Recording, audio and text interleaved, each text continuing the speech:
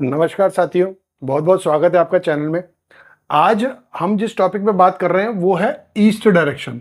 देखिए, वास्तु में east direction का क्या हम महत्व है ये जानते हैं। कौन कौन से देवता, प्लैनेट, एलिमेंट्स वहां पर मौजूद हैं, क्या हमें देखना चाहिए फ्रॉम ईस्ट डायरेक्शन, क्या हम प्राप्त करते हैं जीवन में ईस्ट डायरेक्शन से वास्तु के अकॉर्डिंग, ये देखेंगे आज हम इस वीडियो में। सबसे पहले आप सबका बहुत बहुत धन्यवाद जिन्होंने चैनल को सब्सक्राइब किया, और जो पहली बार देख रहे हैं उनसे रिक्वेस्ट है कि वो पूरा ज़रूर देखें वीडियोस को, ताकि कोई इन्फॉर्मेशन मिस आउट ना हो जाए, और चैनल को सब्सक्राइब ज़रूर करें। तो आज हम बात करते हैं ईस्ट डायरेक्शन की। पिछले वीडियो में हमने नॉर्थ ईस्ट की बात करी थी, आज हम बात करेंगे ईस्ट डायरेक्शन की। ईस्ट डायरेक्शन यानी कि पूरब, जहां से सूर्य उदय होता है। तो सूर्य जब उदय होता है तो सबसे ज्यादा जो ब्लेसिंग्स या लाइफ गिविंग ब्लेसिंग्स हमारी हेल्थ के लिए, हमारे बॉडी के लिए, सूर्य उदय सबसे इंपॉर्टेंट चीज होती है। तभी बोलते हैं कि सुबह सुबह स्नान करने के बाद थोड़ी देर सूर्य के सामने आपको जरूर बैठना चाहिए, सुबह सुबह, अर्ली इन द मॉर्निंग। तो अब यहां पर जो प्लेनेट है वो है सूर्य देव, जिनकी हमने बात करी। दूसरा जो देवता है वो है यहां पर इंद्र भगवान, जो देवताओं के राजा हैं। अब चीज यहां पे एक देखने की है, तो जो इंद्र देव हैं वो देवताओं के राजा हैं, और जो सूर्य देव हैं वो ग्रहों के राजा हैं, यानी कि प्लैनेट्स के राजा हैं। किंग ऑफ प्लैनेट्स सूर्य को बताया गया।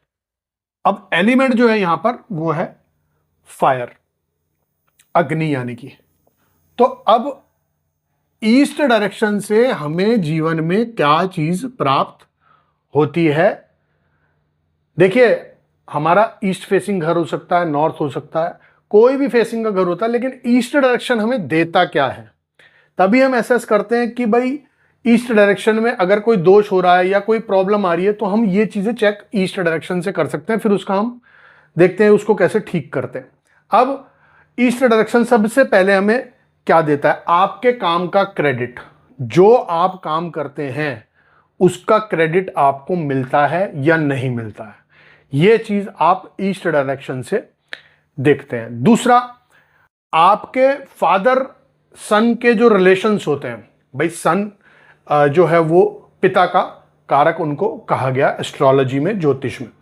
तो अब फादर सन के रिलेशन या बॉस और एम्प्लॉय का रिलेशन, भाई आपका रिलेशन आपके बॉस से कैसे हैं, वो ईस्ट डायरेक्शन से आप देख सकते हैं। या फिर सरकार से, गवर्नमेंट से आपके रिलेशन, भाई सन जो है वो राजा, तो राजा तो मतलब गवर्नमेंट, तो गवर्नमेंट से आपके रिलेशन कैसे हैं वो भी आपको ईस्ट डायरेक्शन बताती है। आउटर वर्ल्ड यानी कि आपका जो सोशल सर्कल है या आपका सोशल स्टेटस है, वो भी हमें ईस्ट डायरेक्शन से पता चलता है। जीवन में मान सम्मान, यश, प्रतिष्ठा सब हमें ईस्ट डायरेक्शन से प्राप्त होती है जीवन के अंदर। तो ये सारी चीजें अगर हम देख रहे हैं तो वो ईस्ट डायरेक्शन से आपको देखनी चाहिए। जीवन में डिसिप्लिन, ईस्ट डायरेक्शन बताता है डिसिप्लिन।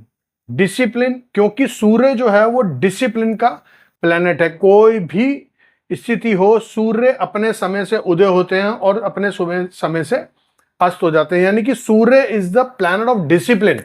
तो डिसिप्लिन आपको अगर आप फॉलो करते हैं तो ईस्ट डायरेक्शन को मजबूत किया जा सकता है, और सूर्य को भी मजबूत किया जा सकता है, यानी कि स्ट्रॉन्ग किया जा सकता है अगर कोई दोष है। देखिए, अपने कर्मों से ही हम काफी चीजों को ठीक अपने जीवन में कर सकते हैं।